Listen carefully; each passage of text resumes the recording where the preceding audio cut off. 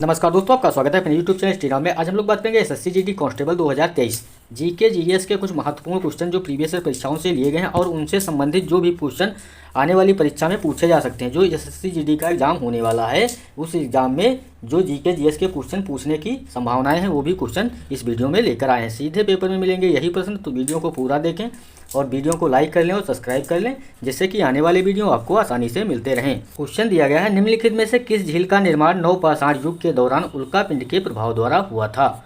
Option A दिया गया है वेम्बनाड झील जो केरल में स्थित है। ऑप्शन बी चिल्का झील जो उड़ीसा में स्थित है। ऑप्शन सी लोकटक झील जो मणिपुर में स्थित है। ऑप्शन डी लोनार झील जो है महाराष्ट्र में स्थित है। तो सही उत्तर क्या होगा, जल्दी से सभी लोग इसका सही उत्तर बताइए। सही उत्तर होगा ऑप्शन नंबर डी, लोनार झील, जो कहाँ स्थित है, महाराष्ट्र में स्थित है। आइए देखते हैं इसके महत्वपूर्ण कुछ पॉइंट्स के बारे में। इसे वर्ष 2020 में वेटलैंड इंटरनेशनल द्वारा रामसर स्थल के रूप में नामित किया गया। तो लोनार झील को सन 2020 में वेटलैंड इंटरनेशनल द्वारा रामसर स्थल के रूप में नामित किया गया। अगला पॉइंट दिया गया है, लोनार झील महाराष्ट्र के बुलढाणा जिले में स्थित एक खारे पानी की झील है। अगला पॉइंट दिया गया है, यह उल्कापिंड के प्रभाव के बाद क्रेटर झील के रूप में हुआ है। क्या है, यह उल्कापिंड के प्रभाव के बाद क्रेटर झील के रूप में हुआ है। हेलो आर्किया सूक्ष्म जीवों की उपस्थिति के कारण झील का रंग गुलाबी हो गया है। अगर पूछा जाए कि जो है लोनार झील का रंग जो है गुलाबी किस कारण हो गया है, तो हेलो आर्किया सूक्ष्म जीवों की उपस्थिति के कारण झील का रंग क्या हो गया है, गुलाबी हो गया है। अगला पॉइंट दिया गया, इसे पृथ्वी के विकास में सांस्कृतिक रूप से महत्वपूर्ण अंतर्दृष्टि प्रदान करने के कारण एक अधिसूचित राष्ट्रीय भू विरासत स्मारक के रूप में शामिल किया गया है। तो सभी लोग ये भी पॉइंट याद रखेंगे और कॉपी में नोट कर लेंगे। इन सब पॉइंटों को पढ़कर जाना है पेपर में, जिससे कि आपका कोई भी क्वेश्चन छूटे ना पेपर में। क्वेश्चन दिया गया है, वायसराय लॉर्ड कर्जन ने बंगाल विभाजन किया था। तो वायसराय लॉर्ड कर्जन ने कब बंगाल विभाजन किया था। ऑप्शन दिया गया है 1904, option B 1903, option C 1905, option D 1902। तो सही उत्तर क्या होगा, जल्दी से सभी लोग बताइए इसका सही उत्तर क्या होगा। जिन लोगों ने वीडियो को लाइक नहीं किया, चैनल को सब्सक्राइब नहीं किया, तो चैनल को सब्सक्राइब जरूर कर लीजिए। सही उत्तर होगा option number C 1905। Viceroy Lord Curzon ने 1905 में बंगाल विभाजन किया था। अब देखते हैं इसके महत्वपूर्ण पॉइंट्स क्या हैं, किस प्रकार से क्वेश्चन और बन सकते हैं। जितने भी प्रकार से क्वेश्चन बन सकते हैं वो सब देखेंगे। लॉर्ड कर्जन 1899 से 1905 तक भारत के वायसराय थे। तो लॉर्ड कर्जन का कार्यकाल कब से कब तक था, तो 1899 से 1905 तक भारत के क्या थे, वायसराय थे। अगला पॉइंट है, बंगाल प्रांत का विभाजन 16 अक्टूबर 1905 को कब हुआ था। बंगाल प्रांत का विभाजन, तो डेट भी याद रखना है, 16 अक्टूबर 1905 को उनके वायसराय के दौरान लागू हुआ था। क्या है, वो 16 अक्टूबर 1905 को उनके वायसराय के दौरान लागू हुआ था।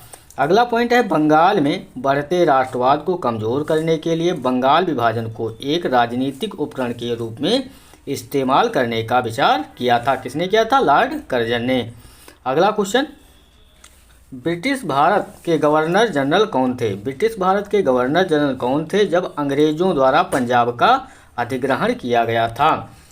तो ब्रिटिश भारत के गवर्नर जनरल बताना है जब अंग्रेजों द्वारा पंजाब का अधिग्रहण किया गया था।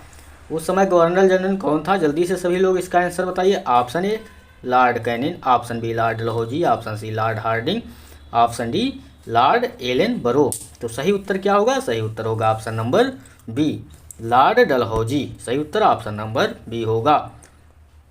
पंजाब का पूर्ण विलय दूसरे आंग्ल सिख युद्ध के बाद किया गया था, जिसमें सिख अंग्रेजों से हार गए थे। तो सिख जो थे वो किससे हार गए थे, अंग्रेजों से हार गए थे। द्वितीय आंग्ल सिख युद्ध में अंग्रेज जीते थे और जो है सिख हार गए थे, जिसमें सिख अंग्रेजों से हार गए थे। द्वितीय आंग्ल सिख युद्ध के दौरान सिखों को लाहौर की संधि पर हस्ताक्षर करना पड़ा, जिसमें उन्हें पंजाब को आत्मसमर्पण करना था। पंजाब का विलय लॉर्ड डलहौजी के आदेश पर किया गया था। और यह संधि कब हुई थी, 29 मार्च 1849 को संधि हुई थी। तो ये डेट भी याद रखना है आपको, 29 मार्च 1849 को यह संधि हुई थी।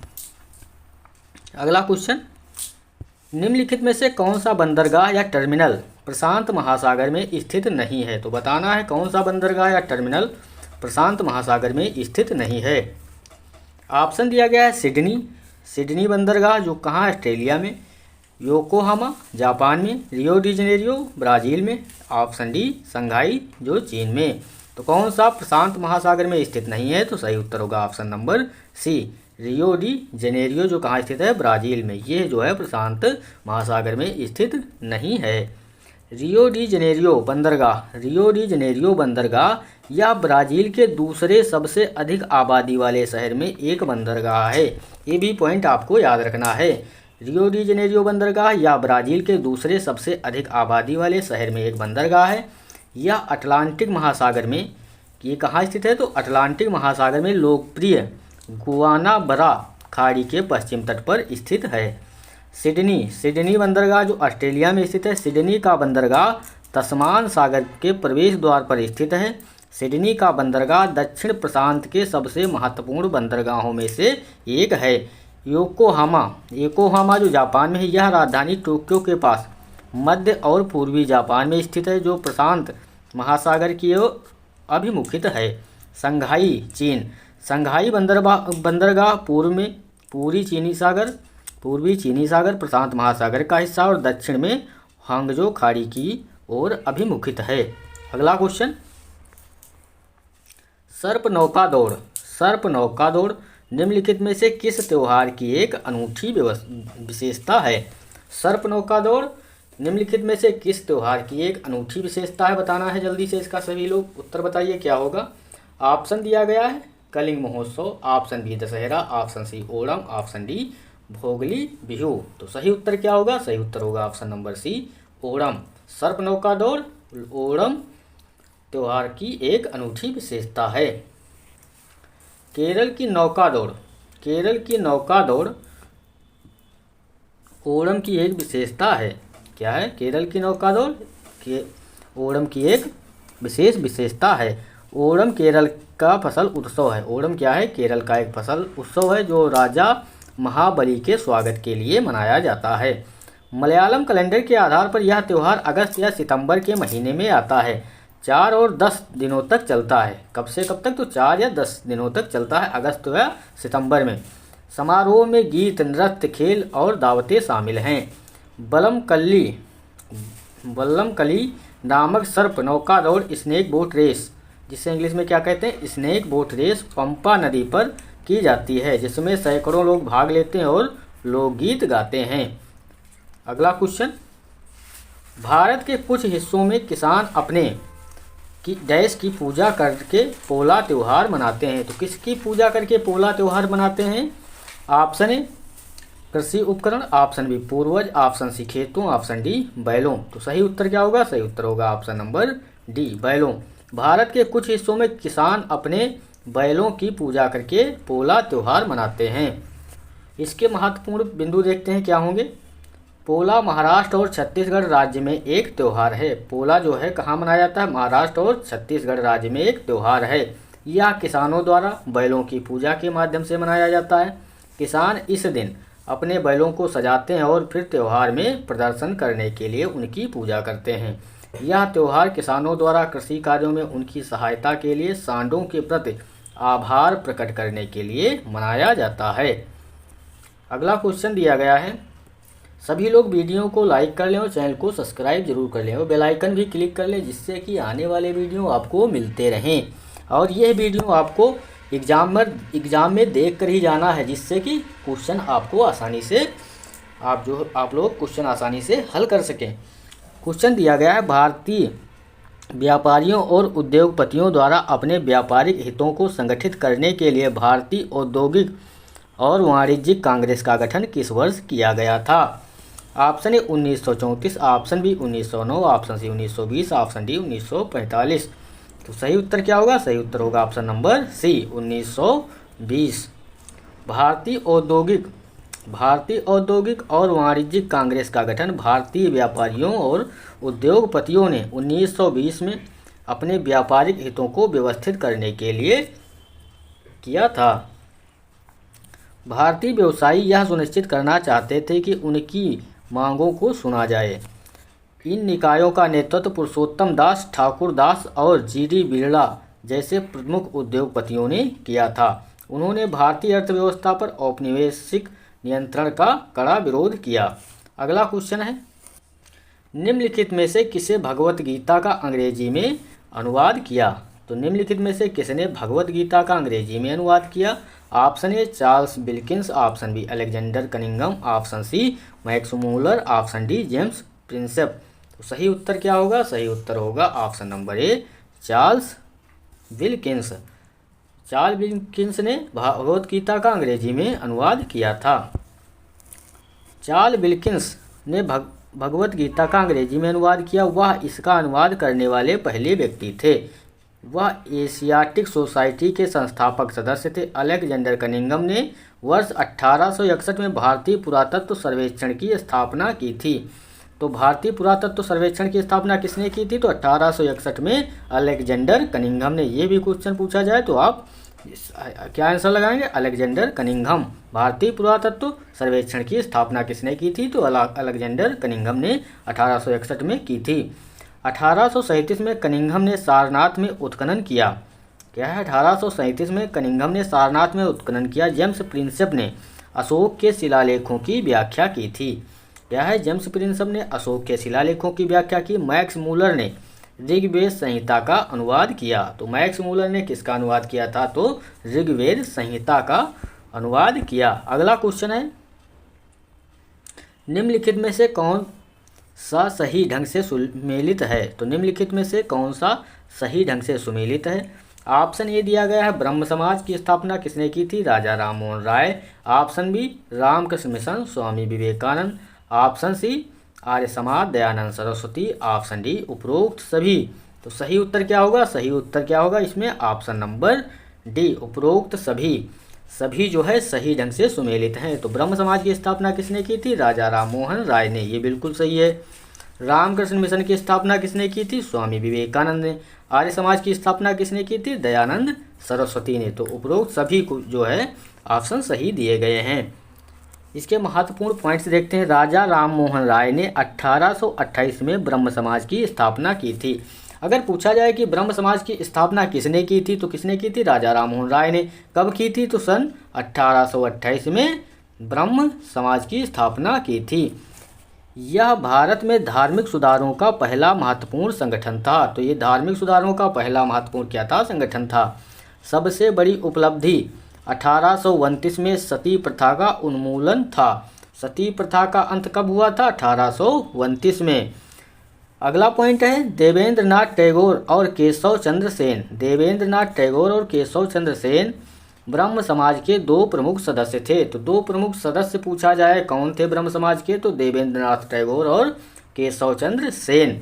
रामकृष्ण मिशन, रामकृष्ण मिशन की स्थापना 1897 में किसने की थी? स्वामी विवेकानंद ने। तो रामकृष्ण मिशन की स्थापना कब की गई थी पूछा जाए तो 1897 में। किसने की थी? तो स्वामी विवेकानंद ने की थी। इस मिशन ने गरीबों की मदद करने और महिलाओं की स्थिति में सुधार करने के लिए काम किया था। इस मिशन ने गरीबों की मदद करने और महिलाओं की स्थिति में सुधार करने के लिए काम किया। इसने स्पृश्यता और अंधविश्वास के खिलाफ लड़ाई लड़ी। आर्य समाज के बारे में जानते हैं।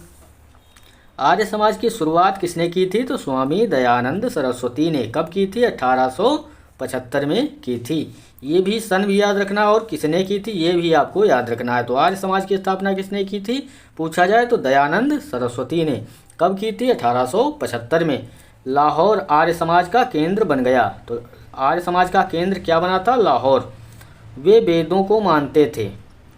दयानंद सरस्वती जो है वेदों को मानते हैं और उन्हें अचूक मानते हैं। जो आर्य समाज है वो वेदों को मानता है और उन्हें अचूक मानते हैं। इसने एक भगवान पर जोर दिया। इसने जो है एक भगवान पर जोर दिया है। इसने मूर्ति पूजा का बहिष्कार कर दिया है। मूर्ति का पूजा का बहिष्कार किया है। गुप्त युग के दौरान आर्यभट्ट एक महान थे। ऑप्शन ए राजनेता, ऑप्शन बी मूर्तिकार, ऑप्शन सी गणितज्ञ, ऑप्शन डी उपरोक्त में से कोई नहीं। तो सभी को पता होगा आर्यभट्ट क्या थे, तो एक गणितज्ञ थे। गुप्त युग के दौरान आर्यभट्ट एक महान गणितज्ञ थे। ऑप्शन नंबर सी इसका सही उत्तर होगा। गुप्त युग के दौरान आर्यभट्ट एक महान गणितज्ञ थे। गुप्त काल गणित और खगोल विज्ञान के क्षेत्र में अपनी उपलब्धियों के लिए अद्वितीय है। आर्यभट्ट ने आर्यभट्टीय और सूर्य सिद्धांत की रचना की। आर्यभट्टीय में उन्होंने प्रथम 9 संख्याओं का स्थानीय मान तथा शून्य के प्रयोग का वर्णन किया है। उन्होंने पाई के मान की गणना की और बीजगणित का आविष्कार किया। तो बीजगणित का आविष्कार किया और पाई के मान की गणना की। अगला पॉइंट है सूर्य सिद्धांत में उन्होंने साबित किया कि पृथ्वी सूर्य के चारों ओर घूमती है। तो सूर्य सिद्धांत में उन्होंने साबित किया कि पृथ्वी सूर्य के चारों ओर घूमती है और अपनी धुरी पर घूमती है। इस तरह उन्होंने सूर्य और चंद्र ग्रहण के कारणों और उनसे घटित होने के समय की गणना के तारीखों की खोज की। उन्होंने कहा कि आकाशीय पिंड जैसे कि चंद्रमा गोलाकार थे और वे प्रकाश को परावर्तित करके दिखाई देते हैं। अगला क्वेश्चन, चंदेला राजवंश के किस राजा ने कंदरिया महादेव मंदिर का निर्माण करवाया था? तो चंदेला राजवंश के किस राजा ने कंदरिया महादेव मंदिर का निर्माण करवाया था? Option A Vijaypal, option C Vidyadhar, option B Vidyadhar, option C Yashovarman, option D Dhangadeva. तो कंदरिया महादेव मंदिर का निर्माण किस चंदेल राजवंश ने करवाया था? ऑप्शन नंबर डी धंगदेव ने करवाया था। कंदरिया महादेव मंदिर मध्य भारत में मध्य प्रदेश के छतरपुर जिले में स्थित है। अगर पूछा जाए कंदरिया महादेव मंदिर कहाँ स्थित है, तो भारत में मध्य प्रदेश छतरपुर जिले में स्थित है।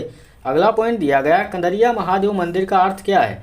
कंदरिया महादेव मंदिर का अर्थ है गुफा के महान देवता। क्या है? कंदरिया महादेव मंदिर का अर्थ क्या है? गुफा के महान देवता हैं। खजुराहो कभी चंदेल वंश की राजधानी हुआ करती थी। खजुराहो जो है कभी चंदेल वंश की राजधानी हुआ करती थी। कंदरिया महादेव मंदिर भारत में मध्ययुगीन काल से संरक्षित मंदिरों के सर्वोत्तम उदाहरणों में से एक है। कंदरिया जो है महादेव मंदिर भारत में मध्ययुगीन काल से संरक्षित मंदिरों के सर्वोत्तम उदाहरणों में से एक है। यह भारत में यूनेस्को की विश्व धरोहर स्थलों में से एक है। अगला क्वेश्चन, भारत की संविधान का अनुच्छेद 76 किससे संबंधित है? तो भारत के संविधान का अनुच्छेद 76 किससे संबंधित है पूछा गया है। ऑप्शन दिया गया चुनाव आयोग, ऑप्शन बी उच्चतम न्यायालय, ऑप्शन सी भारत के महान्यायाधीश, ऑप्शन डी प्रशासनिक न्यायाधिकरण। तो सही उत्तर क्या होगा? सही उत्तर होगा ऑप्शन नंबर सी भारत के महान्यायवादी। अनुच्छेद 76 किससे संबंधित है? तो भारत के महान्यायवादी से संबंधित है। इसके बारे में जानते हैं। चुनाव आयोग किस अनुच्छेद में दिया गया है? तो चुनाव आयोग जो है अनुच्छेद 324 में। याद रखना है आपको, चुनाव आयोग किससे संबंधित है? अनुच्छेद 324। सर्वोच्च न्यायालय अनुच्छेद 124। प्रशासनिक न्यायाधिकरण अनुच्छेद 323 ए। संसद द्वारा बनाए गए कानून द्वारा प्रशासनिक न्यायाधिकरणों की स्थापना का प्रावधान करता है। तो सर्वोच्च न्यायालय 124, चुनाव आयोग 324, प्रशासनिक न्यायाधिकरण 323 ए में।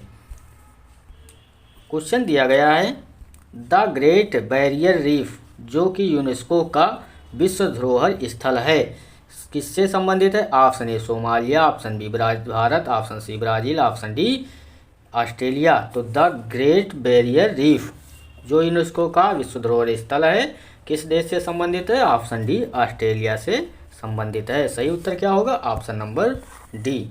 ग्रेट बैरियर रीफ ऑस्ट्रेलिया के पूर्वोत्तर तट पर यूनेस्को की विश्व धरोहर स्थल है। इसमें 400 प्रकार के प्रवाल, मछलियों की 1500 प्रजातियों और 4000 प्रकार के मोलस्क के साथ प्रवाल भित्तियों का दुनिया का सबसे बड़ा संग्रह है। यह डुगोंग, समुद्री गाय और बड़े हरे कछुए जैसे प्रजातियों के निवास स्थान होने के कारण वैज्ञानिक इसमें रुचि रखते हैं, परंतु ये विलुप्त होने की कगार पर हैं। अगला क्वेश्चन, भारत के संविधान सभा के चुनाव हुए थे। ऑप्शन ए 1946 जुलाई 1946, ऑप्शन डी अगस्त 1945, ऑप्शन सी नवंबर 1946, ऑप्शन डी जनवरी 1945। तो सही उत्तर होगा ऑप्शन नंबर ए जुलाई 1946। भारत में संविधान सभा के चुनाव कब हुए थे? तो जुलाई 1946 में हुए थे। संविधान सभा का गठन कब हुआ था?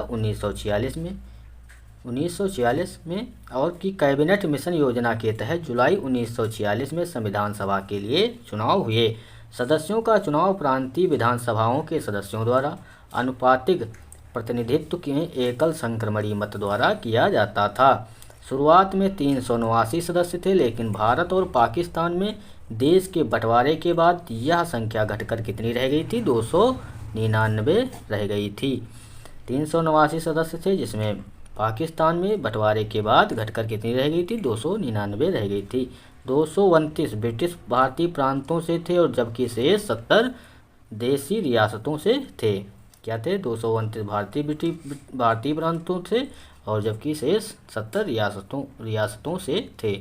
अगला क्वेश्चन, भारत के संविधान के तहत अनुच्छेद कहता है कि राष्ट्रपति के पास किसी दोषी व्यक्ति की सजा को कम करने या उसे माफ़ी देने की शक्ति होगी। Option A 72, option B 71, option C 73, option D 74। तो किस अनुच्छेद में राष्ट्रपति जो है व्यक्ति की सजा को कम या माफ़ कर सकता है? सही उत्तर होगा ऑप्शन नंबर ए 72। अनुच्छेद 72 कहता है कि राष्ट्रपति के पास किसी दूसरे व्यक्ति की सजा को कम करने या माफ़ी देने की शक्ति होगी। किसमें? अनुच्छेद 72 में।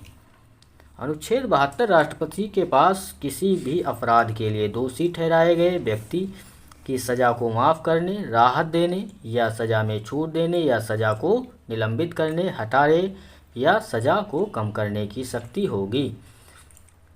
ये दिया गया है उन सभी मामलों में जहां सजा या दंड कोर्ट मार्शल द्वारा दी जाती है। अगला बिंदु दिया गया है उन सभी मामलों में जहां सजा या दंड किसी ऐसे मामले से संबंधित किसी कानून के खिलाफ अपराध के लिए जिस पर संघ या कार्यकारी शक्ति का विस्तार होता है। सी दिया गया उन सभी मामलों में जहां सजा मौत की सजा है। ये महत्वपूर्ण 3 बिंदु लागू होते हैं।